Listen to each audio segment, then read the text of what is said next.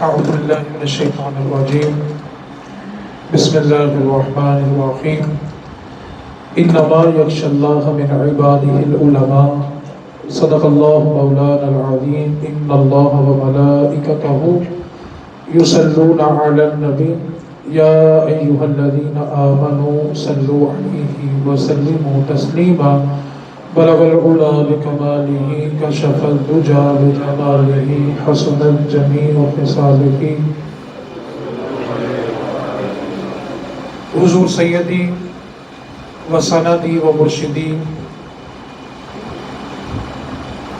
علی بن عثمان المعروف داتا علی حجویری الحسنی والحسینی رضی اللہ تعالی عنہما، آپ نے جو کتابیں تصنیف فرمائی ان میں سے منظر عام پر صرف ایک کتاب ہے۔ ہر زمانے میں حسد کرنے والے موجود ہوتے ہیں۔ داتا صاحب کی ساری کتابوں کو ضائع کر دیا گیا تھا اور صرف ایک کتاب باقی بچی جس کو کشف المحجوب کہا جاتا ہے۔ کشف المحجوب داتا صاحب رحمۃ اللہ علیہ کی زندگی کا جو نچوڑ تھا اور جو قرآن و حدیث تھی، آپ نے اس کو جمع کیا۔ جو آیت مقدسہ میں نے قرآن کریم سے تلاوت کی ہے، اس آیت سے داتا صاحب رحمۃ اللہ علیہ نے اپنی کتاب کو شروع کیا۔ داتا صاحب رحمۃ اللہ علیہ نے فرمایا کہ اللہ سے علم والے ڈرتے ہیں۔ جس کو علم آ جاتا ہے وہ اللہ سے ڈر جاتا ہے۔ پتہ یہ چلا کہ جو اللہ سے ڈرتا نہیں ہے وہ جتنا برزی بڑا عالم بن جائے وہ علم والا نہیں ہے، کیونکہ جس کو علم مل جائے گا وہ اللہ سے ڈر جائے گا۔ علم ہے ہی اس چیز کا نام کہ بندہ اپنے رب سے ڈرتا ہو۔ اور حضرت عبداللہ ابن مسعود رضی اللہ تعالی عنہ فرمایا کرتے تھے، بڑا عالم وہ نہیں ہوتا جو باتیں زیادہ کرتا ہے، جو تقریریں زیادہ کرتا ہے۔ تو پوچھا پھر حضور بڑا عالم اور اس کی نشانی کیا ہے؟ فرمایا جو اپنے رب سے جتنا ڈرتا ہے وہ اتنا بڑا علم والا ہوتا ہے۔ تو داتا صاحب رحمۃ اللہ علیہ نے اپنی کتاب کو شروع کیا علم سے۔ علم کے بعد عمل کی بات کی، عمل کے بعد اللہ رسول سے عشق کی بات کی، فقر کی بات کی، لیکن ابتدا کی علم سے۔ داتا صاحب رحمۃ اللہ علیہ نے پہلے یہ آیت لکھی کہ اللہ سے علم والے ڈرتے ہیں، ساتھ ہی نبی پاک کی حدیث پاک لائے۔ نبی پاک صلی اللہ علیہ وسلم نے اللہ تعالیٰ کی بارگاہ میں عرض کی، اے اللہ میں ایسے علم سے پناہ مانگتا ہوں جس علم کا نفع نہ ہو۔ اے اللہ میں تجھ سے ایسے علم سے پناہ مانگتا ہوں جس علم پہ عمل نہ ہو سکے۔ امام احمد بن حنبل اور امام مالک دونوں کے بارے میں یہ واقعہ آتا ہے، لیکن زیادہ امام مالک کی طرف منسوب ہے۔ امام مالک جو ہے وہ ان کو امام الحدیث بھی کہا جاتا ہے، اور اگر حدیث کا مرتبہ دیکھیں تو امام بخاری سے زیادہ گرفت اور درجہ امام مالک کا ہے۔ آپ کو امام المدینہ بھی کہا جاتا ہے۔ امام مالک جب اپنے شاگردوں کو پڑھایا کرتے تھے حدیث پاک، اور امام مالک جہاں بیٹھ کے حدیث پاک پڑھاتے تھے وہ کوئی مدرسہ نہیں تھا، جہاں امام مالک بیٹھتے تھے سامنے حضور کا روضہ تھا۔ امام مالک نبی پاک صلی اللہ علیہ وسلم کے مرکز آپ کی قبر مبارک کے سامنے بیٹھ کے حدیث پڑھاتے تھے، اور امام مالک نے نبی پاک کے روضے کے سامنے بیٹھ کے 80 سال حدیث پڑھائی ہے۔ آپ سوچیں حدیث کا کیا عالم ہوگا، اور امام مالک اپنا کیا عالم ہوگا۔ امام مالک کے پاس ایک بزرگ آتے تھے جو ہفتے بعد، کبھی 15 دن بعد، کبھی مہینے کے بعد آتے تھے، پیچھے کھڑے ہو کر ایک حدیث سنتے تھے اور چلے جاتے تھے، اور کبھی دوبارہ مہینے بعد آنا، کبھی 2 مہینے کے بعد، کبھی ہفتے بعد ہی آ جانا۔ تو جو شاگرد تھے وہ کہنے لگے، استاد جی یہ بابا جی کبھی کبھی کلاس میں آتے ہیں، یہ کیا طریقہ ہوگا کلاس میں آنے کا؟ کبھی آتے ہیں کبھی چھٹی کر لیتے ہیں۔ آج بھی کچھ اس مزاج کے شاگرد ہوتے ہیں جو اپنی طرف کم توجہ دیتے ہیں، اور جب خود پھنس جائیں تو کہتے ہیں انہیں بھی تو انج ہی کیتا ہے نا۔ تو شاگردوں نے کہا حضور یہ بابا جی کبھی کبھی آتے ہیں، کبھی چھٹی کرتے ہیں، کبھی مہینہ نہیں آتے۔ تو امام مالک پہلے تو خاموش رہے، جب شاگردوں نے اصرار کیا تو آپ نے ان بزرگوں سے پوچھا بابا جی آپ آتے ہیں حدیث بڑے ادب سے بڑے شوق سے سنتے ہیں، لیکن دوبارہ کبھی مہینے بعد چکر لگتا ہے، کبھی 15 دن کے بعد، کبھی ہفتے بعد ہی آ جاتے ہیں، تو وجہ کیا ہے؟ آپ حدیث سننے کے لیے روز کیوں نہیں آتے؟ تو بابا جی کہنے لگے امام صاحب بات یہ ہے، میں آپ سے ایک حدیث سنتا ہوں اور چلا جاتا ہوں، اور جب تک میں اس حدیث پہ پورا عمل نہیں کرتا میں اگلی حدیث سننے نہیں آتا، کہ قیامت والے دن ایسا نہ ہو کہ تیرے پاس علم تو بہت تھا، بتا تو نے عمل کتنا کیا تھا۔ کیونکہ قیامت والے دن جو 5 سوال ہر بندے سے پوچھے جائیں گے نا، وہ 5 سوالات میں ایک سوال یہ بھی ہے کہ بتا تجھے علم کتنا تھا اور تو نے اس پہ عمل کتنا کیا تھا۔ نماز کے بعد اس کا بھی سوال ہے۔ اب ہر بندے کو علم ہے کہ جھوٹ ہے، ہر بندے کو علم ہے کہ سودے میں ملاوٹ ہے، ہر بندے کو علم ہے کہ غیبت ہے۔ ضروری نہیں کہ وہ ساری قرآن اور حدیث کو سمجھ لے، صرف علم اسی کے پاس ہے۔ اچھائی کیا ہے، برائی کیا ہے، اس کا علم سب کے پاس ہوتا ہے۔ تو اس کے بارے میں سوال ہوگا بتا تجھے علم کتنا ہے اور عمل کتنا کیا تھا۔ تو نبی پاک صلی اللہ علیہ وسلم نے فرمایا اے اللہ عرض کی مالک میں تجھ سے ایسے علم سے پناہ مانگتا ہوں جو علم مجھے نفع نہ دے۔ اب قرآن کی آیت لکھی، حدیث لکھی، اس کے بعد داتا صاحب لکھتے ہیں جو فقیر بغیر علم کے فقیری کرے گا اس کی مثال اس بیل کی طرح ہے جو سارا دن کنویں کے ارد گرد چکر کاٹتی ہے اور کنویں سے پانی نکالتی ہے، لیکن اس بیل کی منزل کوئی نہیں ہوتی۔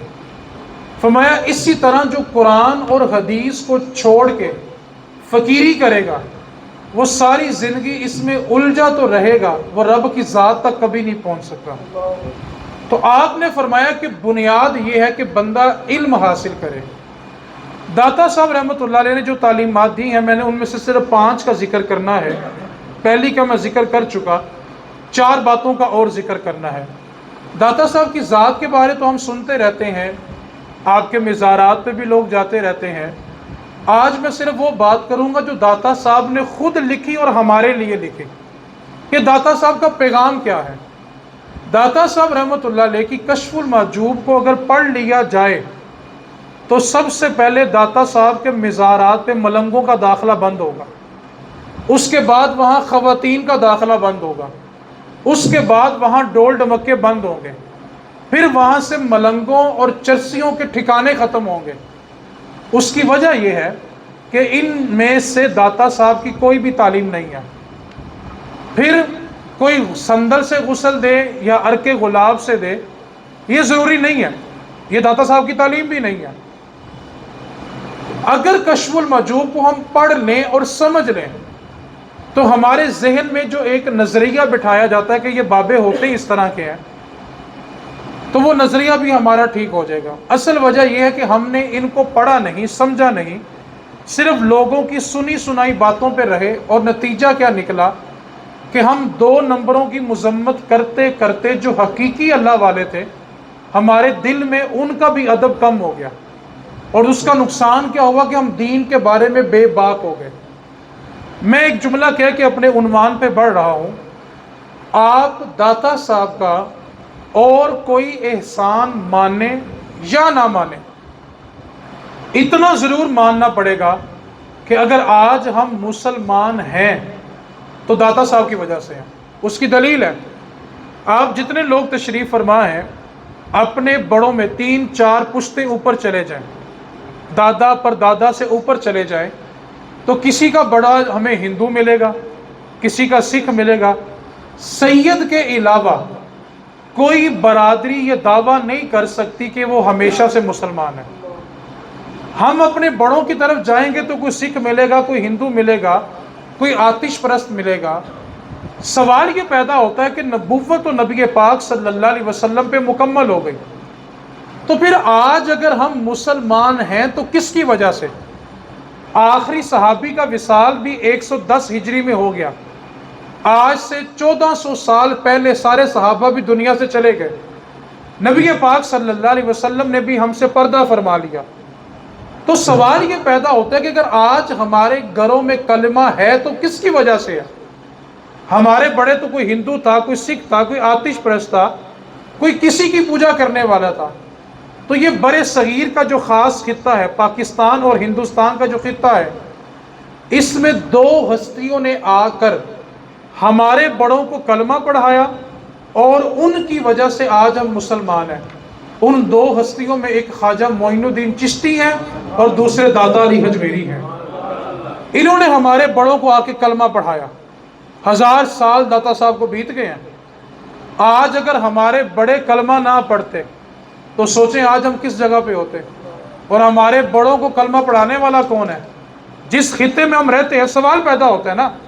آپ جتنے بزرگ ہیں وہ جانتے ہیں یہ سارے علاقے سکھوں کے تھے، ہندوؤں کے تھے، تو پھر اسلام کی شمع یہاں پہ کس نے روشن کی؟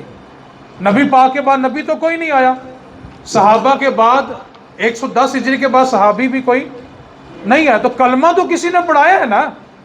کلمہ پڑھایا ہے تو ہم مسلمان ہیں۔ تو یہ احسان ہمارے اوپر داتا علی حجویری کا ہے۔ اس خطے میں داتا صاحب آئے اور ہندوستان میں خواجہ معین الدین چشتی آئے، تو ان دو بزرگوں کا یہ خاص کرم اس خطے کے اوپر ہے۔ اس کے بعد داتا صاحب رحمۃ اللہ علیہ کا جو نام ہے داتا، اس کے اوپر بھی اعتراض ہوتا ہے اور لوگ اس کے بارے میں بھی بے باک ہوتے ہیں، اور وہ یہ کہتے ہیں کہ داتا کہنا سے بندہ مشرک ہو جاتا ہے، کیونکہ یہ داتا جو ہے یہ اللہ کا نام ہے۔ آپ اللہ تعالیٰ کے جو 99 نام ہیں ان کو پڑھ کے دیکھیں، اللہ تعالیٰ کے ناموں میں داتا نام ہی نہیں ہے۔ اس کی وجہ یہ ہے کہ داتا جو ہے یہ عربی زبان کا لفظ ہی نہیں ہے، داتا فارسی زبان کا لفظ ہے۔ اللہ کے ناموں میں داتا آتا ہی نہیں ہے۔ لیکن سوال یہ پیدا ہوتا ہے، اللہ تعالیٰ نے قرآن پاک میں والدین، ماں باپ کے بارے میں فرمایا کما ربیانی صغیرہ، جس طرح تیرے ماں باپ چھوٹے ہوتے ہوئے تیرے رب تھے۔ اب سوال یہ پیدا ہوا کہ اللہ تعالیٰ خود ماں باپ کو رب کہہ رہا ہے، تو کیا شرک نہیں ہوا؟ حالانکہ رب کون ہے؟ پھر بولیں ذرا۔ لیکن اللہ خود ماں باپ کو رب کہہ رہا ہے تو شرک ہونا چاہیے۔ حالانکہ مشرک کے بارے اللہ فرماتا ہے انما المشرکون نجس، اللہ تعالیٰ کائنات کا ہر گناہ معاف کر دے گا لیکن شرک معاف نہیں کرے گا۔ اب اللہ تعالیٰ نے ماں باپ کو خود رب کہا اور فرمایا کما ربیانی صغیرہ، یہ ماں باپ چھوٹے ہوتے ہوئے تیرے رب تھے، تو شرک کیوں نہیں ہوا؟ کیونکہ رب کا معنی ہوتا ہے پالنے والا، اور انسان کو جو بھی پالتا ہے وہ اس کے لیے رب ہوتا ہے۔ اب اللہ نے قرآن میں ماں باپ کو کہا ہے رب، تو کون شرک ہو گیا؟ اسی طرح ہم کسی عالم کو جب عالم کہتے ہیں، حالانکہ عالم جو ہے وہ اللہ تعالیٰ کا نام ہے، ہم اللہ تعالیٰ کے جو 99 نام پڑھتے ہیں نا، اس میں اللہ تعالیٰ کا ایک نام عالم بھی ہے، لیکن ہم جب کسی کو عالم کہتے ہیں، حالانکہ ہر بندہ اپنی مسجد میں اپنے علاقے میں عالم کو عالم کہتا ہے، تب اس کو شرک یاد نہیں آتا، حالانکہ عالم تو اللہ تعالیٰ کا نام ہے، لیکن وہ بندے کو بھی عالم کہہ رہا تو اس کو شرک یاد نہیں آ رہا۔ اسی طرح ہم اپنے محلے کے جو امام صاحب ہوتے ہیں ان کو کہتے ہیں یہ حافظ صاحب ہیں، حالانکہ حافظ جو ہے وہ اللہ تعالیٰ کا نام ہے۔ حافظ کا معنی ہوتا ہے حفاظت کرنے والا، نگہبانی کرنے والا، یہ نام ہے اللہ تعالیٰ کا، لیکن ہم بندے کا نام بھی حافظ رکھ کے بیٹھے ہوئے، حافظ صاحب آ گئے ہیں، تو پھر شرک کیوں نہیں ہوا؟ پتہ یہ چلا کہ کائنات میں جو بن گیا ہے اس کو بنانے والی ذات اللہ کی ہے۔ حقیقی طاقت، حقیقی اختیار صرف اور صرف میرے اللہ کا ہے۔ اب بندے کو عالم کہیں تو اللہ کی بارگاہ میں شرک، حافظ کہیں تو شرک نہیں ہوا، ماں باپ کو رب کہیں تو شرک، تو پھر داتا صاحب کو داتا کہنے سے کیسے شرک ہو گیا؟ ٹھیک ہے، تو داتا صاحب کہنے سے شرک۔ اس کے بعد اگلی بات کی طرف میں توجہ دلانا چاہتا ہوں، داتا صاحب رحمۃ اللہ علیہ کا جو مزار ہے یہ جو قبر ہے اونچی، 1935 اور 1980 کے اندر یہاں پر ایک شور کیا گیا۔ شور یہ تھا کہ داتا صاحب رحمۃ اللہ علیہ کی یہ اصل قبر نہیں ہے، بلکہ داتا صاحب کا جو اصل مزار ہے، کچی قبر ہے، وہ بیسمنٹ میں ہے۔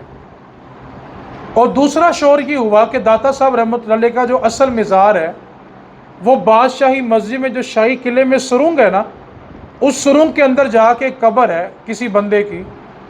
تو کہا یہ کیا کہ داتا صاحب کی اصل قبر یہ نہیں ہے بلکہ وہ سرنگ کے اندر ہے۔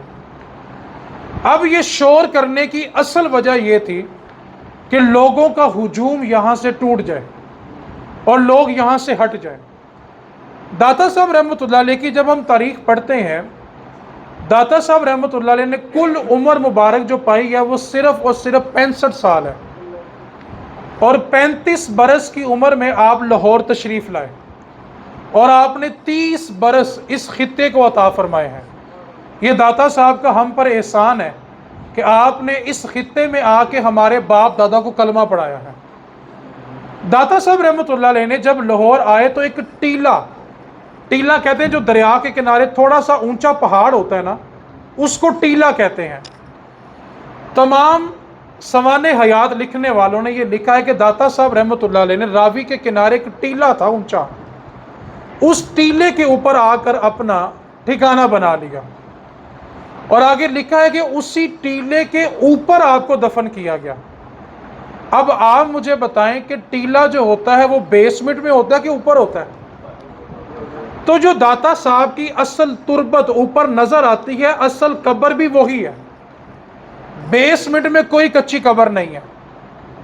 یہ لوگوں کو دھوکہ دیا جاتا ہے، اور وہاں پہ بہت سارے فراڈی ایسے بھی ہیں کہ وہ لوگوں سے پیسے بٹورتے ہیں اور وہ کہتے ہیں کہ تم نے داتا صاحب کا اصل مزار دیکھنا ہے۔ اب جو عاشق بندہ ہوتا کہتا ہاں میں نے دیکھنا ہے، کہتا لاؤ 500 تمہیں اصل قبر دکھا کے لاؤں، وہاں جانا بڑا مشکل ہے لیکن میں تمہیں دکھا کے لاتا ہوں۔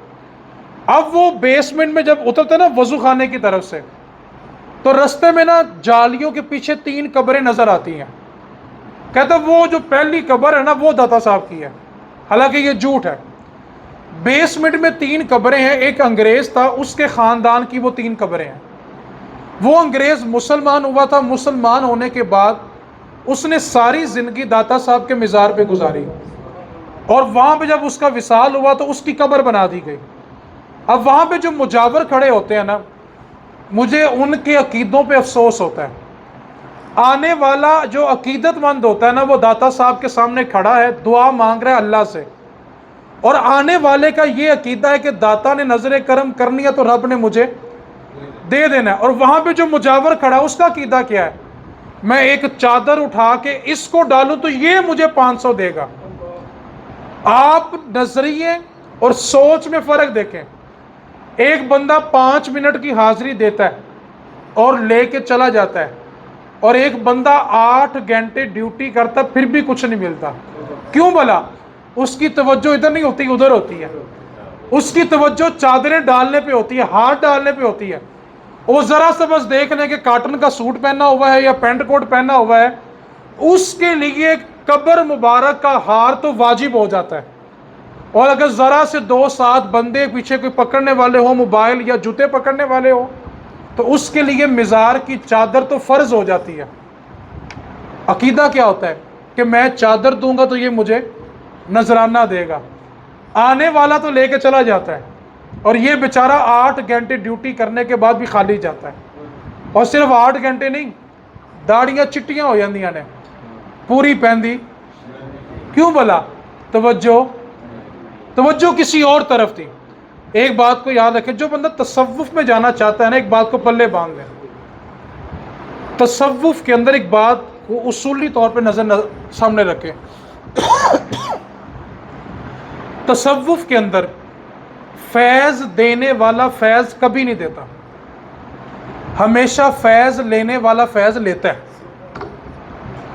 یہ اصول یاد رکھیں۔ دینے والا کبھی نہیں دے گا، لینے والا ہمیشہ لے لے گا۔ بعض اوقات بندہ کسی کو دینا نہیں چاہ رہا ہوتا، لیکن سامنے والے میں عقیدت اتنی ہوتی ہے کہ وہ لے لیتا ہے۔ اور بعض اوقات بندہ کسی کو زور زبردستی دینا چاہ رہا ہوتا ہے، لیکن اس میں عقیدت نہیں تو اس کو ملتا ہی نہیں ہے۔ تو یہ سودا دینے کا نہیں ہے، سودا لینے کا ہے۔ کیوں بلا؟ پیار میں چیز مانگی جاتی ہے اور عشق میں قربان کی جاتی ہے۔ پیار کرنے والا برابری چاہتا ہے، عشق کرنے والا برابری، وہ کہتا ہے جو بھی ہے دے دیو۔ تو فیض دینے والا فیض دیتا، بلکہ فیض لینے والا فیض لے لیتا ہے۔ اب وہ جو قبر ہے نا بیسمنٹ کے اندر، وہ ایک انگریز کیا، اور انگریز کون تھا آپ نے توجہ فرمانی ہے، ٹھیک ہے؟ جیسے ساؤنڈ میرے پہ مہربانی کر رہا، تھوڑی سی آپ بھی کریں گے کہ نہیں کریں گے؟ آواز آ رہی ہے آپ کی؟ سبحان اللہ پہ بھی سبحان اللہ، آپ سب کی ملا کے ساؤنڈ کے اوپر سبحان اللہ، ٹھیک ہے؟ آپ نے توجہ فرمانی ہے۔ یہ جو بیسمنٹ میں انگریز ہے نا، اصل میں یہ مسلمان ہوا تھا بسترا کمپنی کے ہاتھوں۔ میری بات سمجھ تو نہیں گئے کہیں؟ نہیں سمجھے جی؟ بسترا کمپنی نہیں سمجھتے؟ چلو لوٹا کمپنی سمجھ لو، ٹھیک ہے؟ الفاظ کے پردوں میں جن سے مخاطب ہوں میں، وہ جان تو گئے ہوں گے کیوں نام لیا جائے، ٹھیک ہے؟ وہ کلمہ پڑھ لیا بسترا کمپنی کے ہاتھوں۔ اب قرآن پاک میں ایک آیت ہے کہ سلیمان علیہ السلام نے بلقیس کا تخت مانگا تھا۔ ایک جن کھڑا ہوا، عفریت اس کا نام تھا۔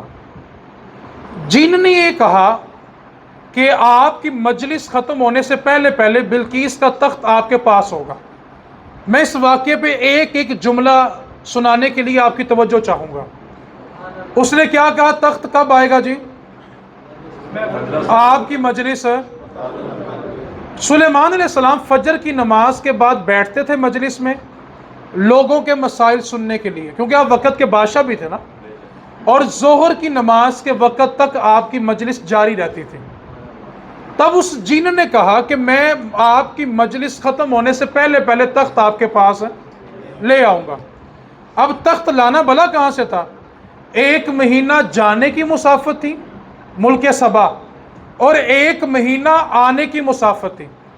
اور جو بلقیس کا تخت تھا نا، وہ 80 ہاتھ چوڑا تھا، 40 ہاتھ لمبا تھا، اس کو 7 دروازے لگے ہوئے تھے۔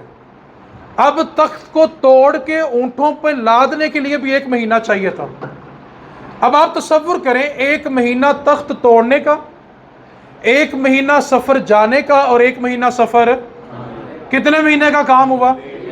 تو جن نے کتنی بڑی بات کی کہ جو 3 مہینے کا کام ہے، آپ مجھے اجازت دیں تو میں آپ کی مجلس ختم ہونے سے پہلے پہلے تخت آپ کے پاس ہے۔ بہت بڑی بات تھی، لیکن سلیمان علیہ السلام فرمانے لگے کہ نہیں، مجھے اس سے بھی جلدی چاہیے۔ پتہ سلیمان کو بھی تھا کہ اس سے پہلے آ سکتا ہے، اور اس سے پہلے کوئی لانے والا بھی ہے، اسی لیے تو کہا تھا کہ اس سے پہلے چاہیے، ورنہ کتنی بڑی بات تھی کہ 1 مہینہ جانے کا، 1 مہینہ آنے کا، 1 مہینہ تخت توڑ کے اونٹوں پہ لادنے کا۔ لیکن فرمایا کہ مجھے اس سے پہلے چاہیے۔ ایک شخص کھڑا ہوا، کہنے لگا حضور آپ مجھے اجازت دیں، میں تخت لاؤں گا۔ کب تخت آئے گا جی؟ قبل ان یرتد الیک طرفک، آپ کی آنکھ جھپکنے سے پہلے پہلے تخت آپ کے سامنے پڑا ہوگا۔ میں اپنی پلکیں کچھ دیر کھول کے رکھ سکتا ہوں، آپ اپنی پلکیں کچھ دیر کھول کے، لیکن مجھے آپ کی پلکوں پہ اختیار نہیں ہے۔ آپ جب چاہیں اپنی پلک جھپک سکتے ہیں، تو مجھے آپ کی پلکوں پہ اختیار۔ اس نے یہ نہیں کہا تھا کہ میں اپنی پلکیں جھپکنے سے پہلے پہلے، فرمایا آپ کی پلکیں جھپکنے سے، آپ ایسے کریں کھولیں۔ اور مفسرین نے لکھا، اس نے یہ کہا کہ آپ آسمان کی طرف دیکھیں، اور جب آپ سر نیچے کریں گے تخت سامنے پڑا ہوگا۔ قبل ان یرتد الیک طرفک، آپ سر اٹھا کے سر جھکائیں، تخت آپ کے سامنے پڑا ہوگا۔ اب سلیمان علیہ السلام نے اپنا سر اٹھایا، اور جب سر نیچے کیا تخت سامنے پڑا ہوا تھا۔ اب جن نے کتنی دیر میں کہا تھا؟ آپ کی مجلس ختم ہونے سے۔ اب جو بندہ لایا وہ کتنی دیر میں لایا؟ آنکھ جھپکنے سے۔ سوال یہ ہے کہ جن سے زیادہ طاقتور کون ہو گیا؟ تو پتہ چلا وہ جو انسان تھا وہ کون تھا؟ نام تھا اس کا آصف بن برخیہ۔ اب وہ آصف بن برخیہ کون تھا؟ قرآن کہتا ہے اس کے پاس کتاب کا علم تھا، علم الکتاب، اس کے پاس کتاب کا علم تھا، وہ کتاب کو ماننے والا تھا. تو اس کی شان کیا ہے کہ وہ آنکھ جھپکنے سے پہلے پہلے 1 مہینہ دور جو تخت پڑا ہوا ہے اس کو لا سکتا ہے. یہ طاقت ہے سلیمان علیہ السلام کے امتی کی، یہ طاقت ہے سلیمان علیہ السلام کے امتی کی. سوچو یار، جس کے امتی کی طاقت کا یہ عالم ہے اور خود سلیمان علیہ السلام مقتدی بن کر معراج کی رات جس امام الانبیاء کے پیچھے کھڑے تھے، سوچو اس مصطفیٰ کے داتا علی حجویری کی شان کا عالم کیا ہوگا. آنکھ جھپکنے سے پہلے پہلے تخت آیا. اب وہ جو بیسمنٹ میں انگریز کی قبر ہے نا، اس نے یہ سوال پوچھا بستر کمپنی سے، لوٹا کمپنی سے، کہ یہ آنکھ جھپکنے سے پہلے پہلے تخت کیسے آیا. وہ کہنے لگا نہ یہ تو شرک ہوتا ہے، یہ بدعت ہوتی ہے، نہ یہ کام تو نہیں ہو سکتا. اس نے کہا بتاؤ، تمہارا قرآن کہتا ہے قبل ان یرتد الیک طرفک، 19 سپارہ ہے کہ وہ آنکھ چپکنے سے پہلے پہلے تخت لے کے آیا تھا. تو بتاؤ تخت کیسے آیا. کہنے لگے جی یہ بات نہیں، آگے چلو. اب وہ جو بستر کمپنی تھی نا، وہ اس انگریز کو لے کے نا لاہور کے وزٹ پہ آئی ہوئی تھی. اب جب وہ گاڑی داتا صاحب کے مزار کے آگے سے گزری نا، تو اس نے پوچھا کہ یہ کیا ہے، واٹ از دس، یہ کیا ہے. تو اب ان کی عادت ہے ہر وقت شرک شرک شرک، بدر بدر بدر کہنا. کہنے لگے یہاں پہ شرک ہوتا ہے. کہنے لگا جھوٹ نہ بولو، میں ساری زندگی مشرک رہا ہوں، میں جانتا ہوں کہ شرک کی بڑی گندی بدبو ہوتی ہے، لیکن یہاں سے خوشبو آ رہی ہے، مجھے بتاؤ یہاں پہ کیا ہے. اور ایک انگریز پاکستان کے وزٹ پہ آیا تھا، اس نے جا کر جب اس سے پوچھا گیا نا پاکستان میں کیا دیکھا، اس نے کہا لاہور ایک شہر دیکھا، وہاں بڑی بڑی طریقے چیزیں تھی، لیکن میں نے وہاں پہ ایک قبر دیکھی ہے جو دلوں پہ حکومت کرتی ہے ایک قبر، لیکن اس کی حکومت دلوں پہ ہے، وہ دلوں پہ راج کرتی ہے. اب اس انگریز نے کہا کہ میں رہا مشرک ہوں، لیکن شرک کی بدبو ہوتی ہے، لیکن مجھے یہاں سے خوشبو آ رہی ہے، بتاؤ یہ کیا ہے. انہوں نے کہا یہاں پہ شرک. اس نے کہا نہیں، گاڑی روکو. اندر چلا گیا. جو سونے والا دروازہ ہے نا، وہاں سے اوپر چڑھا، تب وہ کھلا ہوتا تھا، یہ بلاسٹ ہونے کے بعد بند کیا گیا. اوپر چڑھا تو سامنے ایک بزرگ کھڑے تھے، سفید داڑھی تھی. تو انہوں نے سلام لیا اس انگریز سے اور اس سے پوچھا کہ آپ مسافر لگتے ہیں. اس نے کہا ہاں میں مسافر ہوں. تو پوچھا آپ ٹھنڈا پئیں گے گرم پئیں گے. تو انگریز کہتا ہے کہ میں چونکہ سرد علاقے کا رہنے والا تھا، یورپ کا، تو میں نے کہا جی میں گرم پسند کروں گا. تو بابا جی نے یوں ہاتھ کیا اور چائے کی پیالی میرے سامنے رکھ دی. انگریز بے ہوش ہو گیا. یہ جو کہتے ہیں نا بابے تے شاہی کو نہیں ہے انہوں واسطے بھی ٹھیک ہے. تو پیالی میرے سامنے کی تو وہ جو انگریز تھا وہ بے ہوش ہو گیا. اب وہ جب اس کو ہوش دلائی بستر کمپنی نے تو پوچھا تجھے کیا ہوا. کہنے لگا ساری باتیں چھوڑو، پہلے یہ بتاؤ کہ وہ جو بابا مجھے چائے دے کے گیا وہ بابا کہاں گیا. اس نے کہا وہ یہاں پہ تھا، ابھی چلا گیا، پتہ نہیں کس طرف گیا ہے. اس نے کہا ہوا کیا ہے. اس نے کہا اصل معاملہ یہ ہے کہ جس پیالی میں مجھے چائے دی گئی ہے نا، وہ پیالی انگلینڈ میرے گھر کی تھی، اور بابے نے مجھے یوں کر کے پیالی دی تو مجھے سمجھایا کہ میں جو اسلام پہ اعتراض کر رہا تھا کہ بلقیس کا تخت کیسے آیا، تو بابے نے بتایا جیسے پیالی آئی ویسے اس کا تخت بھی آیا تھا. تو اس انگریز کی قبر بیسمنٹ میں ہے. تو داتا صاحب کا اصل مزاج ٹیلے کے، ذرا آستہ بہت پریشان تو نہیں ہو گئے. اب میرا زور آپ تک جا رہا ہے، اب سب کا مل کے میرے تک نہیں آ رہا. تو بیسمنٹ میں کس کی قبر ہے جی؟ وہ داتا صاحب کا اصل مزار. تو کسی نے 500 دے کے دھوکا کھانا. اصل مزار کہاں پہ ہے جی؟ چلیں داتا صاحب کی کشف المجوب جلدی جلدی پڑھ لیتے ہیں، کیونکہ جلدی جلدی کرنے والا ہی مول ہے. میں جلدی جلدی صرف داتا صاحب کی کشف المجوب کی کچھ باتیں پڑھتا ہوں، آپ نے توجہ فرمانی ہے. پہلی بات کیا فرمائی تھی داتا صاحب نے؟ فقیری کے لیے کیا سیکھنا ہے؟ پھر بولیں علم کے بعد کیا کرنا ہے؟ اس پر عمل. تیسری چیز داتا صاحب نے فرمائی، اور یہ پڑھنا میری تھوڑی مجبوری ہے کیونکہ لکھا داتا صاحب نے ہے، اس لیے ہماری مجبوری ہے. داتا صاحب رحمۃ اللہ علیہ نے لکھا کہ جب تم علم حاصل کر لو، عمل کر لو، تو اس کے بعد اللہ رسول کا عشق مانگنا. جب تمہیں اللہ رسول سے عشق ہو جائے گا نا، پھر عبادت کرنی آسان ہو جائے گی، پھر نماز آسان ہوگی، پھر روزہ آسان ہوگا. پھر تم یہ نہیں کہو کہ رکو میں 2 فرض پڑھ کے آیا. وہ ایک مالک تھا نا، تو اس نے ایک خادم رکھا.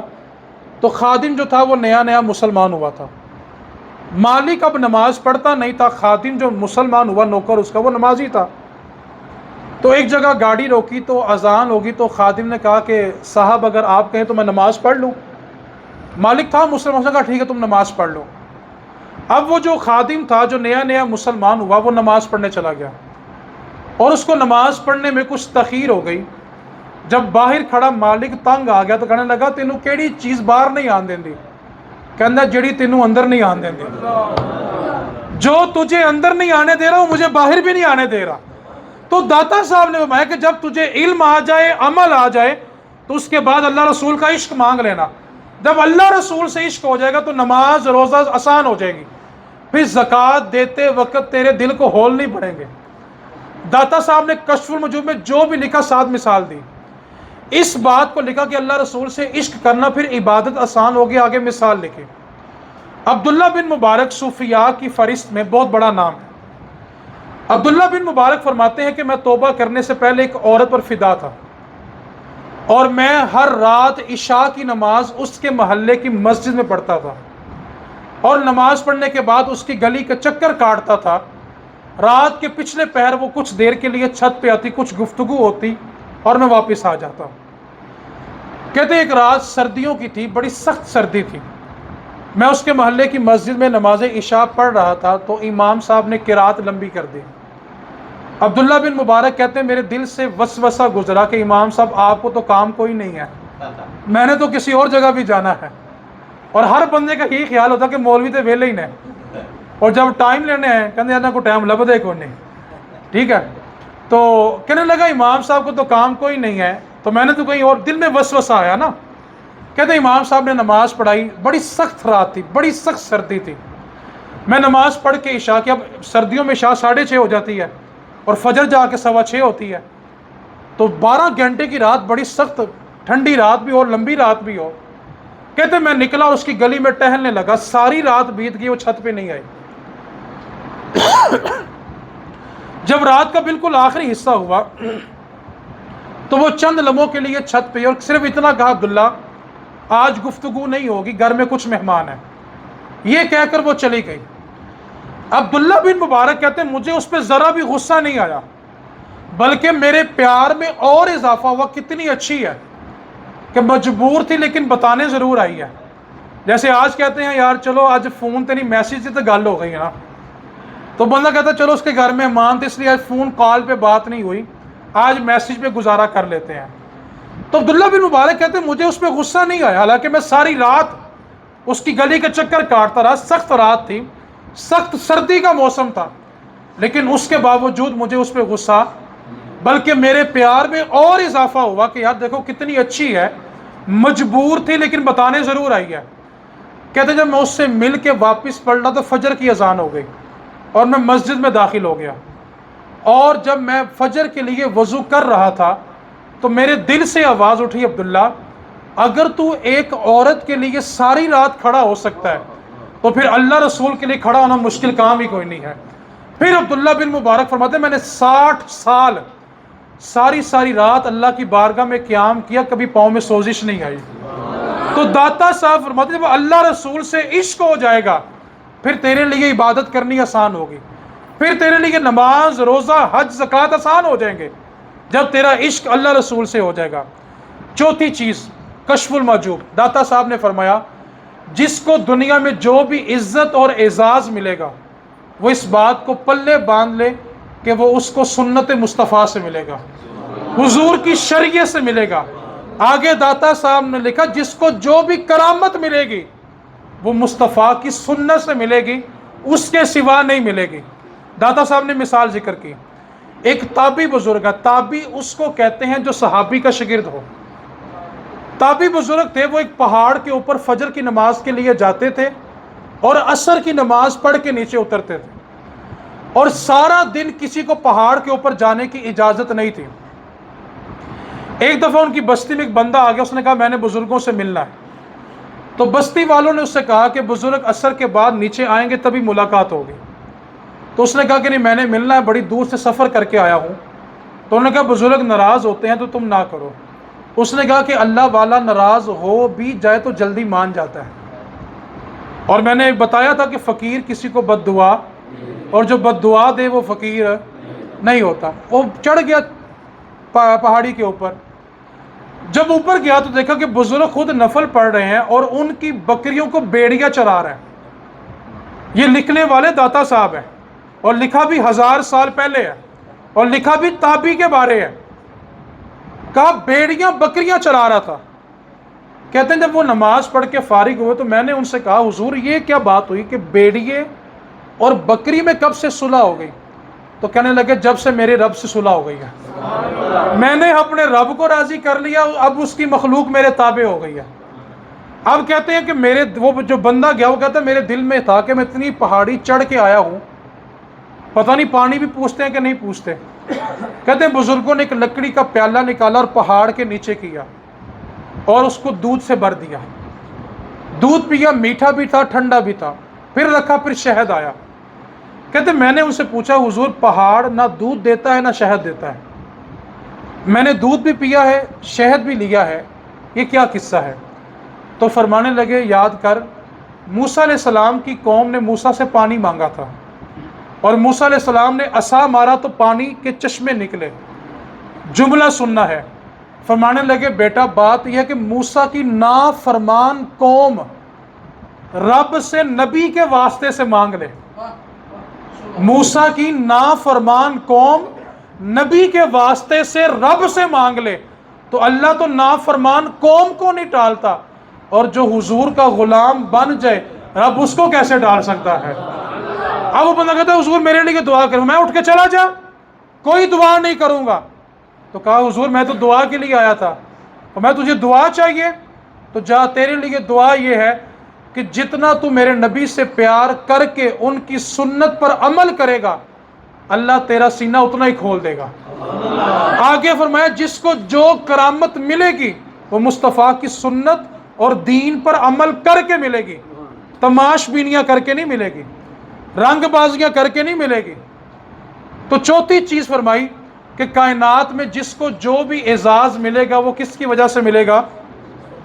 پھر بولیں جی، چلے میں بند کر دیتا ہوں، آپ تھک گئے ہیں، میں آخری بات بیان کر لیتا ہوں۔ پانچویں چیز داتا صاحب نے، یہ اس کے لیے توجہ چاہتا ہوں اور آج کے دور میں اس کی بڑی ضرورت ہے۔ داتا صاحب نے کشف الموجوب میں لکھا کہ زندگی میں کبھی کسی کے سامنے ہاتھ نہ پھیلانا، جب بھی مانگنا مالکوں سے مانگنا، کسی کے سامنے سوال نہیں بنانا۔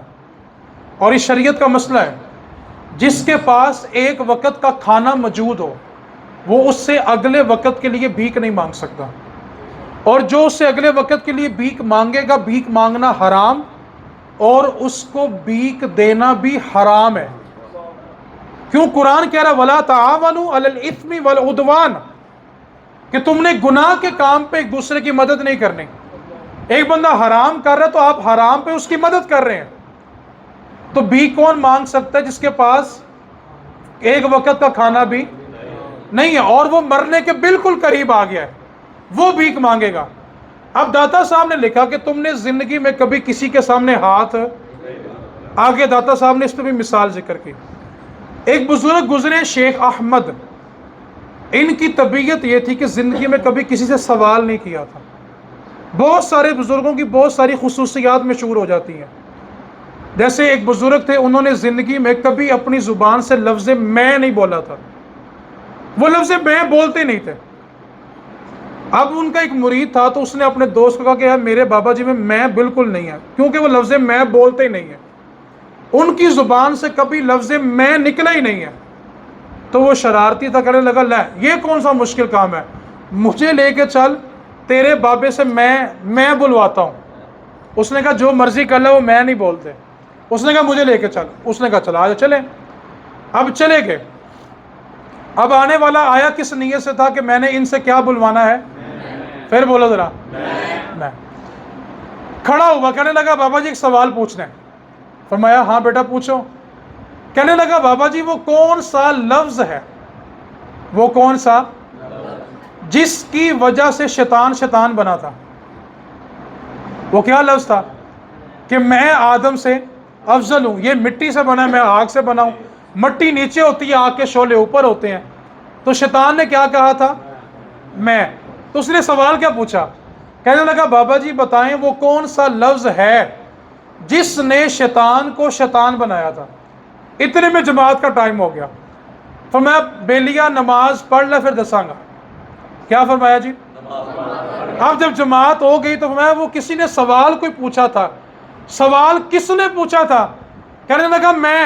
فرمایا یہی وہ لفظ تھا جو شیطان نے بولا تھا، یہی وہ لفظ تھا جو… تب بہت سارے بزرگوں کی خصوصیات، شیخ احمد کی خصوصیت یہ تھی کہ وہ زندگی میں کسی سے سوال نہیں کرتے تھے، مدد نہیں مانگتے تھے، بھیک نہیں مانگتے تھے، کسی کام میں اپنی معاونت نہیں چاہتے تھے۔ ہوا ایسا کہ آپ کے اوپر ایک الزام لگا، تو بادشاہ تھا ابو مسلم، یہ میں کشف المجوب پڑھ رہا ہوں۔ ابو مسلم بادشاہ تھا، نیک بندہ تھا، لیکن الزام لگا، بادشاہ تھا، اس نے شیخ احمد کو قید میں ڈال دیا۔ اب جب قید ہو گئی تو شیخ احمد کے جو ساتھی تھے وہ کہنے لگے حضور آپ بادشاہ سے سوال کریں کہ آپ کے اوپر جو الزام ہے وہ درست نہیں ہے، تو بادشاہ ذرا نرم دل ہے، رحم دل ہے، وہ آپ کو چھوڑ دے گا۔ تو شیخ احمد فرمانے لگے یار میں نے ساری زندگی سوال نہیں کیا، تو آج بادشاہ سے کیسے سوال کر لوں، میں نے سوال نہیں کرنا۔ وقت بیت گیا، رات ہوئی، ابو مسلم سویا تو اس کی قسمت جاگی، خواب میں حضور تشریف لائے اور فرمایا ابو مسلم ہم نے تمہیں بادشاہ بنایا اور تم نے ہمارا ہی غلام پکڑ کے رکھ لیا، ہم نے تمہیں بادشاہ بنایا تو تم نے ہمارا ہی غلام پکڑ لیا، قید میں ڈال دیا۔ ابو مسلم کی آنکھ کھلی، خود چل کے، وقت کا بادشاہ خود چل کے آیا، آ کر اپنے ہاتھوں سے جیل کا تالا کھولا اور کہنے لگا حضور مجھ سے خطا ہو گئی، آپ تشریف لائیے، مجھ سے خطا ہو گئی آپ کو پہچاننے میں، لہٰذا آپ تشریف لائے۔ شیخ احمد جیل سے باہر تشریف لائے، جب چل دیے نا تو ابو مسلم کہنے لگا حضور زندگی میں جب بھی کوئی کام پڑے تو مجھے ضرور ہے۔ فرمانے لگے ابو مسلم تجھے ابھی بھی سمجھ نہیں آئی، جس کی سفارش کرنے تہجد کے وقت وہ خود آ جائے، ان کے ہوتے ہوئے کسی اور کے در پہ کیسے چلے جائیں؟ میرے کریم سے اگر قطرہ کسی نے مانگا، دریا بہا دیے ہیں، در بے بہا دیے ہیں۔ تو داتا صاحب میں کسی سے سوال جب بھی کرنا ہے اپنے مالکوں سے کرنا ہے۔ آگے داتا صاحب نے فرمایا اگر تم چاہتے ہو کہ رب تم سے جلدی راضی ہو جائے، ایک تو رب راضی ہو اوپر سے، فرمایا اللہ کی مخلوق سے پیار کرو، اللہ کے بندوں سے پیار کرو۔ داتا صاحب نے ایک مثال کشف النجوم میں دی، میں وہ بھی سناتا ہوں، اور ایک مثال داتا صاحب کی ذات کے بارے میں، پہلے میں وہ سناتا ہوں۔ داتا صاحب رحمۃ اللہ علیہ اپنے سر پہ بال نہیں رکھتے تھے، اکثر ٹنڈ کروا کے رکھتے تھے، اور یہ بہت سارے بزرگوں کا شعار رہا ہے۔ داتا صاحب رحمۃ اللہ کشتی میں سفر کر رہے تھے، آپ کے ساتھ آپ کے خلفاء جو شیخ تھے وہ بھی تھے، تو ایک ساتھ والی کشتی میں کچھ نوجوان سفر کر رہے تھے۔ داتا صاحب نے نا کشتی میں سوار اپنے سر سے نا دستار اتاری، ٹوپی اتاری اور سر کو کھجانے لگے، خارش کرنے لگے۔ اب ٹنڈ تھی اور ماشاءاللہ چمک بھی رہی تھی، تو سامنے کشتی میں موجود ایک نوجوان نے نا ٹھٹھا مذاق کر دیا۔ اب ایک نوجوان جب مذاق کرتا ہے تو باقی اس پہ ہنس پڑتے ہیں، وہ ایک نوجوان نے مذاق کیا تو باقی ہنس پڑے۔ اب جو داتا صاحب کے ساتھ ان کے خلیفہ شیخ تھے کہنے لگے حضور ہاتھ اٹھائیں بد دعا کر دیں۔ میں نے بتایا کہ فقیر کسی کو بد دعا، اور جو بد دعا دے وہ فقیر ہے۔ کہنے لگا حضور آپ بد دعا کر دیں، فرمایا کر دوں؟ بڑا خوش ہوا کہ آج جلدی جلدی مان گئے ہیں، کہا کر دیں، کہا کر دوں؟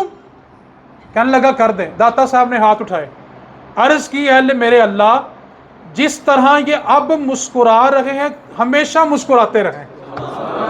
کیا دعا کی؟ جس طرح اب مسکرا رہے ہیں ہمیشہ۔ کہتے کشتی لگی کنارے، نوجوان اترے، داتا صاحب کے قدموں میں گرے، کہنے لگے حضور ہم سے خطا ہوگی، معافی دے دیں۔ داتا صاحب میں معافی چاہتے ہو؟ کہا ہاں۔ فرمایا ایک شرط ہے۔ کیا شرط ہے؟ صبح مدرسے پڑھنے آنا، پڑھو گے تو معافی دوں گا۔ اب انہوں نے کہا ہمیں منظور ہے، ہمیں معافی چاہیے، صبح ہم پڑھنے ضرور آئیں گے۔ اب وہ بچے پڑھنے کے لیے آ گئے۔ شیخ جو داتا صاحب کے خلیفہ تھے وہ کہتے ہیں کہ جن کے بارے میں نے کہا تھا نا کہ بد دعا کریں کہ ان کا جو بیڑا، ان کی جو کشتی ہے وہ ڈوب جائے، بیڑا غرق ہو جائے، کہتے ایک وقت آیا کہ جن کے بارے میں نے کہا تھا کہ ان کا بیڑا غرق ہو جائے، ان میں سے آدھے شیخ الحدیث ہیں، آدھے شیخ القرآن بنے ہوئے ہیں۔ تو فرمایا کہ اگر تم چاہتے ہو کہ اللہ تم سے جلدی راضی ہو تو اس کی مخلوق سے پیار کرو۔ اب داتا صاحب نے جو مثال لکھی وہ یہ ہے کہ بنی اسرائیل میں ایک بندہ تھا جو پہاڑ کی چوٹی پہ عبادت کرتا تھا۔ پہاڑ میں چڑھنے میں ڈھلان تھی، کچھ لوگ اس سے ملنے کے لیے چڑھتے تھے تو گر کے اس کو چوٹ لگتی تھی۔ تو ایک دن وہ کہہ بیٹھا کہ اللہ تو نے یہ کیا بنایا ہے، لوگ گرتے ہیں، چوٹیں لگتی ہیں۔ جیسے آج لوگ کہتے ہیں موسم بڑا خراب ہے، اللہ کی بنائی ہوئی کوئی چیز خراب نہیں ہوتی، یہ اس کی حکمتیں ہیں۔ ہر وقت اگر نعمت ہو تو شکر کوئی نہیں کرے گا، بیمار شکر کرتا ہے کہ اللہ تو نے صحت دی، بڑا تیرا کرم ہے۔ اس نے کیا کہہ دیا کہ اللہ تو نے یہ کیا بنا دیا۔ اللہ تعالیٰ کو یہ جملہ اتنا سخت ناپسند گزرا، اللہ تعالیٰ نے وقت کے نبی پہ وحی کی، جا کے اس سے کہہ دو کہ ہم نے تمہارا نام ولیوں سے نکال کے نافرمانوں میں لکھ دیا، تو نے میری بنائی ہوئی چیز کے بارے میں یہ کہا، یہ کیا بنا دیا۔ اللہ کے ولی تشریف لائے، آ گیا کہ تیرا نام ولیوں سے نکل گیا نافرمانوں میں۔ کہا کس نے کہا اللہ کا پیغام آیا۔ کہنے لگا اللہ تیرا شکر ہے۔ نبی نے کہا کہ تیرا نام نافرمانوں میں، کہا اللہ کا شکر ہے، اور سجدے میں گر گیا۔ تو وقت کے نبی اس سے پوچھنے لگے تو یہ شکر ادا کر رہا ہے؟ کہنے لگا آپ یہ نہیں دیکھ رہے کہ میرا نام میرے رب نے لیا ہے؟ آپ اللہ کے نبی ہیں نا، آپ کی دعا قبول ہوتی ہے تو میرے لیے ایک دعا کرتے جائیں۔ داتا صاحب لکھ رہے ہیں اس ولی نے وقت کے نبی سے کہا کہ میرے لیے دعا یہ کریں، اللہ تعالیٰ مجھے اتنا بڑا جسم دے کہ جب میں جہنم میں جاؤں تو جہنم بھر جائے، کیونکہ میں نہیں چاہتا کہ اللہ کا کوئی اور بندہ بھی جہنم میں آئے، میں اللہ کے بندوں کو جہنم میں نہیں دیکھ سکتا۔ جب اس نے یہ جملہ کہا اللہ تعالیٰ نے پھر وحی بھیجی، اے میرے نبی اس سے کہہ دو، اس سے پوچھو میرے بندوں سے اتنا پیار کرتے ہو؟ پوچھا، کہنے لگا ہاں میں اتنا پیار کرتا ہوں، میں کسی کو جلتا ہوا نہیں دیکھ سکتا۔ نبی فرمانے لگے کہ اللہ کا پیغام آیا ہے، جا ہم نے تجھے معاف کیا، دوبارہ تجھے ولایت دی اور جنت بھی تیرے نام ہی کر دی ہے۔ تو داتا صاحب فرماتے ہیں اگر تم اپنے رب کو راضی کرنا چاہتے ہو، جلدی راضی کرنا، تو کیا کرنا ہے جی؟ اللہ کی مخلوق سے پیار کرنا ہے۔ آخری جملہ یہ ہے کہ داتا صاحب رحمۃ اللہ علیہ کا جو مزار ہے، اس کا جو چندہ ہے اور جتنے درباروں کا چندہ ہے، یہ سارا محکمہ اوقاف کھاتا ہے۔ وہاں پہ ڈول ڈمکے بند کرنا ان کی ذمہ داری ہے، وہاں پہ تماش بینیوں کو بند کرنا ان کی ذمہ داری ہے۔ اور میں آج آپ کی معلومات کے لیے بتاتا ہوں کہ محکمہ اوقاف میں جو لوگ ملازمت کرتے ہیں نا، ان میں سے 70% سنی نہیں ہے، باقی کمپنی کے لوگ شامل ہیں۔ لیکن آپ جانتے ہیں یہ سب کچھ بند کیوں نہیں کرتے؟ کیونکہ ان کی 12 مہینے کی تقریریں چلتی اس پہ ہیں۔ اگر سب کچھ مزارات پہ بند ہو گیا تو تقریر کریں گے کیا؟ اسی کو تو ایشو بنا کے تقریر کرنی ہے۔ تو جو محکمہ اوقاف کا چندہ کھاتا ہے وہاں پہ نظام بنانا بھی ان کی ذمہ داری ہے۔ اس واسطے حدیث پاک نسائی شریف میں ہے، ابن ماجہ میں بھی ہے، میرے نبی پاک صلی اللہ میرے نبی پاک صلی اللہ علیہ وسلم میں کہ جو بندہ صرف 100 مرتبہ میری ذات پہ روز درود پڑھتا ہے نا، اللہ اس کو منافقت سے بھی آزاد کر دیتا ہے، جہنم سے بھی آزاد کر دیتا ہے۔ درود پاک محبت والا ہونا چاہیے صلی اللہ نبی پاک صلی اللہ علیہ وسلم نے فرمایا قیامت والا دن ہوگا، اللہ تعالیٰ ولیوں کو جنت میں جانے کا حکم دے گا، وہ رک جائیں گے اور پوچھیں گے اللہ جو لوگ ہمارے ساتھ نماز پڑھتے تھے وہ کہاں پہ ہیں، جو ہماری مجلس میں آتے تھے وہ کہاں پہ ہیں؟ حکم ہوگا وہ جہنم میں ہیں۔ عرض کریں کہ مالک ہم سے پیار کرتے تھے، رب تعالیٰ فرمائے گا جاؤ جہنم کے دروازے پہ جاؤ، جس جس کو پہچانتے ہو اس کا ہاتھ پکڑو، اپنے ساتھ جنت میں لے کے چلے جاؤ۔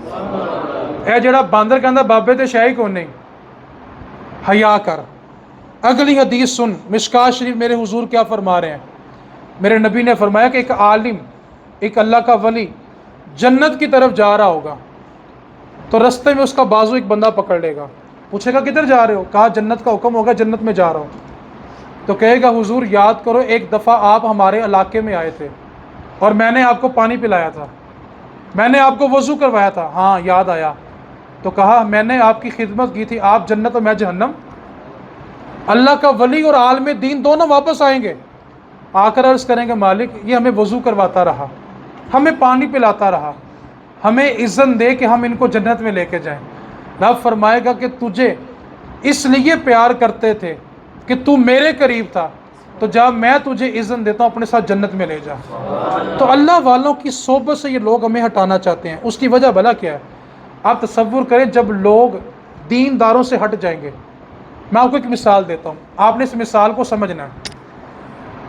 شیطان کبھی آپ سے یہ نہیں کہے گا کہ نماز نہ پڑھو، شیطان آپ سے یہ کبھی نہیں کہے گا کہ آپ قرآن نہ پڑھو۔ شیطان کا طریقہ واردات سن لیں اور اپنے آپ کو اور اپنی نسلوں کو بچائیں۔ شیطان کا طریقہ واردات یہ ہے کہ آپ کو جس بندے سے پیار ہوتا ہے، جس بندے سے آپ کو دین سمجھ آ رہا ہوتا ہے، شیطان سب سے پہلے اس بندے کے بارے میں آپ کے دل میں وسوسہ پیدا کرے گا۔ وہ چھڑ یار وہ بندہ انجدہ ہے، وہ فلانا عالم وہ تو یار ہے ہی انجدہ، وہ فلانے پیسہ وہ یار وہ ہے ہی انجدہ۔ اب شیطان نے آپ کے دل میں کیا کیا؟ اچھا اب آپ کے دل میں اس کے بارے بات بیٹھ گئی، اب آپ کو دین سمجھ ہی اس سے آتا تھا، اور جب اسی کے بارے دل میں خیال آیا تو دین سمجھ، اور جب دین سے آہستہ آہستہ آہستہ پیچھے ہٹے تو کیا نتیجہ نکلا؟ نمازیں، روزے، حلال حرام کی تمیز، گناہ نیکی کی تمیز۔ تو شیطان نے یہ تو نہیں کہا نماز نہ پڑھو، وہ آپ کو سب سے پہلے اس بندے کے بارے میں بدگمان کرے گا جس سے آپ کو دین کی بات سمجھ آتی ہے۔ اور آج یہی کام آج کل سوشل میڈیا نے لیا۔ انہوں نے سوشل میڈیا پہ پیسہ لگایا اور دینداروں میں جو نیگیٹو باتیں تھیں ان کو اٹھا کے ہائی لائٹ کیا، اور لوگوں نے ایک بندے کی ویڈیو دیکھی اور کیا کہا؟ یار مولوی انجتے ہوندے نے، وہ جو ہزاروں بچوں کو عالم بنانے والا ہے اس کی دین کی خدمت بھول گئے، جو ہزاروں لوگوں کو رائے راست میں لانے والا ہے اس کی خدمت، ایک ویڈیو دیکھی تو کیا کہا کہ دیندار۔ تو شیطان کا طریقہ واردات کیا؟ وہ آپ کو کس سے بدظن کرے گا؟ جس سے آپ کو دین، جس دن آپ بدظن ہو گئے آپ کا دین گیا۔ اس لیے اس طریقہ واردات سے بچیں، اور جہاں جہاں آپ کی نسبت ہے اپنی نسبت کو مضبوط کریں۔ جس عالم سے آپ وابستہ ہیں اس عالم سے اپنا تعلق مضبوط کریں۔ کیوں بھلا؟ آپ جب ان سے ہٹ گئے تو قرآن اور حدیث کس سے سمجھیں گے؟ پھر نقصان ہوگا۔ اس واسطے اس طریقہ واردات کو سمجھیں۔ اور آخری پیغام میرا یہ ہے کہ آپ لوگوں کا ایک مزاج بنتا جا رہا ہے، جو بندہ 50 سال حدیث پڑھائے وہ مولوی ہے، جو 50 سال قرآن پڑھائے وہ مولوی ہے، اور جو 3 مہینے غسل نہ کرے وہ بابا جی سرکار ہے۔ یہ جو ترازو ہم نے رکھا اس سے باہر ہے۔ ایک بندے نے 50 سال اللہ کا قرآن پڑھایا، اگر وہ ولی نہیں تو کون ولی ہے؟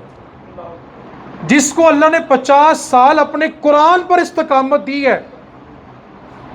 حضرت جنید بغدادی رحمۃ اللہ علیہ کے پاس ایک بندہ آیا ایک گاؤں سے، اور یہ سوچ کے آیا تھا کہ جا کے خدمت کروں گا، کوئی کرامت دیکھوں گا تو بیعت کر لوں گا۔ 12 سال جنید بغدادی کی خدمت کی۔ 12 سال کے بعد اپنا اس نے سامان باندھا، بستر اٹھایا، جانے لگا۔ جنید بغدادی نے اس کو کہا بیٹا کدھر جا رہے ہو؟ کہنے لگا حضور اپنے شہر سے آپ کا بڑا نام سن کے آیا تھا، اور ارادہ تھا کہ آپ سے کرامت دیکھوں گا تو آپ کی بیعت کر لوں گا، لیکن 12 سال آپ کی خدمت کی ہے، کرامت میں نے کوئی نہیں دیکھی۔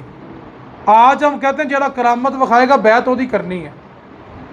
کہنے لگا حضور 12 سال سیوا کی ہے، کرامت اس لیے واپس جا رہا ہوں۔ جنید بغدادی نے اس کو بٹھا لیا، فرمایا بیٹا 12 سال میں تو نے مجھ سے کوئی کرامت نہیں دیکھی، لیکن یہ بتا 12 سال میں مجھ سے شریعت کے خلاف کوئی کام دیکھا؟ کہنے لگا حضور نہیں۔ تو فرمایا شریعت پر ایک مرتبہ استقامت 1000 کرامتوں سے افضل ہے۔ شریعت پہ عمل نہ ہو تو ہوا میں اڑ کے کیا کرنا؟ شریعت پہ عمل نہیں ہے تو پانی کے اوپر چل کے کیا کرنا؟ اصل میں ہمارے نزدیک پکا پیر بھلا کون ہے؟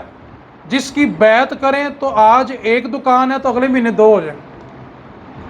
اور میں ایک بات بتاؤں، ناراض تو نہیں ہوں گے؟ ہو جائے، مجھے فرق بھی کوئی نہیں پہنتا. ہمارا مزاج بھلا کیا، توجہ سے سننا ہے. بیٹا پیدا ہو تو پیر صاحب کی دعا ہے. کیا کہا جی میں نے؟ بیٹا پیدا ہو تو کس کی دعا ہے؟ اور اگر فوت ہو جائے تو جو اللہ کا حکم، پیڑا جائے منہ کر کے، جو اللہ کا حکم. بیماری آ گئی تو اللہ کا حکم. خوشی آئے تو کس کی دعا ہے؟ ڈوب کے مر جانا چاہیے. ظالموں، تم نے اپنے رب کو اتنا بھی نہیں پہچانا. خوشی ملے تو پیر صاحب کی دعائیں، اور مصیبت ہے تو اللہ کی طرف نسبت کر دیتے ہو. یہ عقیدہ رکھو جو میرے نبی پاک نے امت کو دیا. فرمایا عائشہ، ساری کائنات مل کے تمہیں نقصان پہنچانا چاہے اور میرا رب نہ چاہے تو تمہیں نقصان نہیں پہنچے گا، اور ساری کائنات مل کے تمہیں نفع پہنچانا چاہے اور میرا رب نہ چاہے تو تمہیں نفع نہیں پہنچا سکتا. تو فرمایا شریعت پر استقامت 1000 کرامتوں سے. تو جو 50 سال قرآن پڑھائے کون ہے جی؟ مولوی صاحب. 50 سال حدیث پڑھائے تھے. تو جہاں 6 مہینے نہ ہوئے نا بابا جی سے کہا ایس بابے کا دور پھٹے منہ چول جان دی. آپ کا مال بھی تباہ کر رہے ہیں، ایمان بھی تباہ کر رہے ہیں. تو اس واسطے میں کہتا ہوں جو بندہ پیر پکڑنا چاہتا ہے اور پریشان ہے، داتا صاحب کی کشف المحجوب کھول کے بیٹھے، اس کو پڑھتا جائے اور سامنے والے کو دیکھتا جائے. جڑا پورا اتر جاوے انہوں پڑھ لو، تو جڑا ذرا بھی دائیں بائیں ہوئے انہوں مگروں لا دیو. یہ پیر نہیں منگل بدھ جمعرات ہو سکتا ہے، پیر. کیونکہ 1000 سال پہلے ہمیں داتا صاحب نے بتایا کہ پیر کی کوالٹیاں کیا ہوتی ہیں. اور داتا صاحب فرماتے ہیں جس کو پیر چاہیے نا وہ میری کشف المحجوب پڑھا کرے، اللہ اس کو پیر دے دے گا. کیونکہ اس کو پتہ چلے گا نا پیر میں کوالٹی ہونی کیا چاہیے. اس واسطے ان لفنگے بازوں سے باز رہیں، ان سے پرہیز کریں. آخر میں ایک پیغام دینا چاہتا ہوں. آج کل ہمارے پاکستانی بڑی تیزی کے ساتھ اپنا ملک چھوڑ کے جا رہے ہیں، اور نادرا نے یہ رپورٹ شائع کی ہے کہ نادرا کی تاریخ میں کبھی ایسا نہیں ہوا کہ ایک دن میں 40 ہزار پاسپورٹ بننے کے لیے آئے ہوں. پچھلے 7 مہینوں میں کتنے جی؟ صرف کتنے مہینوں میں؟ 2,85,000 پڑھا لکھا طبقہ پاکستان چھوڑ چکا ہے. جن کے بارے ہم کہا کرتے تھے یہ پاکستان کے فخر ہیں، کل کو پاکستان کی خدمت کریں گے، ملک و قوم کی خدمت کریں گے، وہ بڑی تیزی کے ساتھ پاکستان چھوڑ کے جا رہے ہیں. میں اس میں ذاتی تجزیہ کرتا ہوں کہ وہ ذاتی اعتبار سے تو ٹھیک کر رہے ہیں لیکن ملکی اعتبار سے ٹھیک نہیں ہے. ذاتی اعتبار سے ان کا عمل ٹھیک ہے لیکن ملکی اعتبار سے ٹھیک ہے. کیونکہ میرے سامنے احنف بن قیس کی ایک عبارت ہے، اس عبارت پہ میں آپ کی توجہ چاہتا ہوں. احنف بن قیس نے لکھا ہے رہنے کے قابل جو شہر ہے اس میں 5 خصوصیات ہوتی ہیں، اور جس شہر میں یہ 5 خصوصیات نہ ہوں عقل مند بندے کو چاہیے کہ وہ شہر چھوڑ کے چلا جائے. 5 خصوصیات ہیں، جس میں سے سب سے پہلی خصوصیات یہ ہے جو شہر رہنے کے قابل ہے اس کی خصوصیات بتا رہا ہوں. اس شہر کا جو حاکم ہے وہ اللہ کا حکم نافذ کرنے والا ہو. حاکم وقت کس کا حکم نافذ کرنے والا ہو؟ رات کو عدالتوں کے پیپر تبدیل کرنے والا نہ ہو. کیا کہا جی میں نے جی؟ کس کا حکم نافذ کرنے والا ہو؟ شوز کا حکم نافذ کرنے والا نہ ہو. سمجھتے نہیں کہ مجھے سارے سیانے بیٹھے ہوئے ہو. تو پہلی خصوصیت کیا ہے جو شہر رہنے کے قابل ہے؟ اللہ کا حکم نافذ کرنے والا حاکم ہو. اس کے بعد دوسری خصوصیت فرمایا اس شہر میں عدل کرنے والا قاضی ہو. 2 بجے فیصلہ سنا کے 6 بجے لندن جانے والا نہ ہو. عدل نافذ کرنے والا قاضی ہو. جس دن فیصلہ سنانا ہو رات کو عدالتوں کے ریکارڈ جلانے والا نہ ہو بلکہ عدل نافذ کرنے والا قاضی ہو. اور ایک بات کو یاد کریے، قاضی کا جو عہدہ ہے نا، حاکم وقت اگر جرم کرے تو اس کو پکڑنے والا قاضی ہے، اور اگر قاضی غلط فیصلہ کرے تو اس کو پکڑنے والی ذات میرے رب کی ہے۔ قاضی کا عہدہ اتنا بڑا ہوتا ہے ملک کے اندر، اور جب قاضی بوٹ پالشیے ہو جائیں، جب قاضی حکمرانوں کے تلوے چاٹنے والے ہو جائیں، تو وہ سوچے ایک دن وہ بھی قاضی ہے، پھر جس کے آگے کوئی عذر نہیں پیش کر سکے گا۔ تو احنف بن قیس نے کہا جو شہر رہنے کے قابل ہے اس میں دوسری خصوصیت یہ ہونی چاہیے کہ وہاں عدل کرنے والا قاضی ہو۔ تیسری خصوصیت جو شہر رہنے کے قابل ہے اس میں چلتا ہوا بازار ہو، یعنی تجارت کے مواقع ملتے ہوں۔ چوتھی صورت جو شہر رہنے کے قابل ہے اس میں چلتی ہوئی نہر ہو، اور پانچویں خصوصیت اس میں ماہر معالج طبیب ہو، تاکہ 5 سال کے لیے باہر علاج کروانے کے لیے نہ جانا پڑے، یا پھر اگلی باری آنے تک باہر نہ رہنا پڑے۔ کم از کم اتنا ماہر معالج اس شہر میں ہونا چاہیے، اور اگر نہیں ہے تو عقل مند بندے کو کیا چاہیے کہ اس شہر کو، کون سی نشانی؟ پہلا کیا؟ اللہ کا حکم نافذ کرنے والا، عدل کرنے والا، تجارت کرنے کے لیے، نمبر 4 چلتی، اور نمبر 5 ماہر طبیب ہو۔ یہ شہر ہے جو رہنے کے قابل ہے، اور اگر یہ 5 خصوصیات کسی شہر میں نہ رہوں تو احنف بن قیس نے کہا کہ عقل مند دنا بندہ وہ ہے جو اس شہر کو چھوڑ کے چلا جائے۔ تو ذاتی اعتبار سے تو لوگوں کا اقدام، یہ قدم ٹھیک ہے، لیکن ملکی اعتبار سے ٹھیک ہے؟ انشاءاللہ میرا رب ضرور فضل کرے گا۔ میرے اللہ کا وعدہ ہے ان مع العسر فان مع العسر، ضرور مشکل کے بعد آسانی آتی ہے، یہ میرے اللہ کا وعدہ ہے، اور پاکستان قیامت کی صبح تک انشاءاللہ آباد رہے گا۔ تو ذاتی اعتبار سے تو لوگ ٹھیک کر رہے ہیں، لیکن ملکی اعتبار سے ٹھیک ہے؟ جن کے پاس وسائل ہیں کچھ صبر کر لیں، اللہ تعالیٰ انشاءاللہ پاکستان کو ضرور ترقی دے گا۔ میری باتیں بعید لگیں گی، مشکل لگیں گی، عقل سے ماورا لگیں گی، لیکن جملہ قبل از وقت بول رہا ہوں، انشاءاللہ ہم نہیں تو ہماری نسلیں ضرور دیکھیں گی دنیا کے، کس کے جی؟ دنیا کے بڑے بڑے فیصلے پاکستان کی سرزمین پہ ہوا کریں گے۔ پاکستان ضرور ترقی کرے گا۔ لوگ مایوس ہیں، اور مایوسی بنتی ہے، میں ان سے اختلاف نہیں کر رہا، ٹھیک ہے، لیکن آپ انتظار کریں، اللہ تعالیٰ آپ کا حامی و ناصر ہو۔ داتا صاحب رحمۃ اللہ علیہ ہمیں جو تعلیمات دی ہیں ہمیں اس پر کار بند رہنے کی، محکمہ اوقاف کو عقل سلیم کی، ہمارے سیاستدانوں کو، بوٹ پہننے والوں کو عقل سلیم عطا فرمائے، اور ان کو اتنی سی غیرت دے دے کہ وہ دیکھ لیں کہ عوام کس حال میں ہے۔ اور وزیر اعظم جو منہ پھاڑ پھاڑ کے کہہ رہا ہے، میں سوشل میڈیا کے ذریعے اس کو بھی کہنا چاہتا ہوں، تم نے یہ کہا کہ اتنا بلوں کا شور نہیں ہے جتنا کیا جا رہا ہے، تم 30,000 تنخواہ لو اور گزارا کر کے دکھاؤ، شرم سے ڈوب کے مر جاؤ، اگر قابل نہیں ہو تو کرسی سے نیچے اتر جاؤ، یہ کرسی ہے تمہارا جنازہ نہیں ہے کہ جس سے تم اتر نہیں سکتے۔ خدا کے واسطے سوشل میڈیا کے ذریعے یہ پیغام میں صاحب اقتدار کو بھی دے رہا ہوں، اتنا ظلم نہ کرو کہ قیامت والے دن تم اپنے رب کا سامنا بھی نہ کر، صرف اور صرف اللہ کے عرش کا سایہ ہوگا، اس کے سوا کسی چیز کا سایہ نہیں ہوگا۔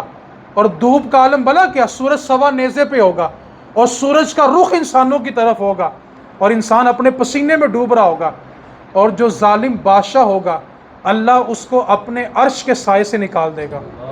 اس واسطے کرسی ہے تمہارا جنازہ نہیں ہے، کچھ نہیں کر سکتے تو اتر جاؤ، کم از کم غریب عوام کا تماشا نہ بناؤ۔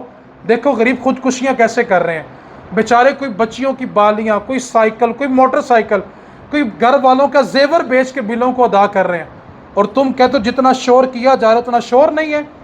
اس واسطے ہمیں تم سے بلوں میں ریلیف نہیں چاہیے، تمہاری عیاشیوں کا خاتمہ چاہیے، تم عیاشیوں کا خاتمہ کر دو، ریلیف عوام کو خود بخود مل جائے گا۔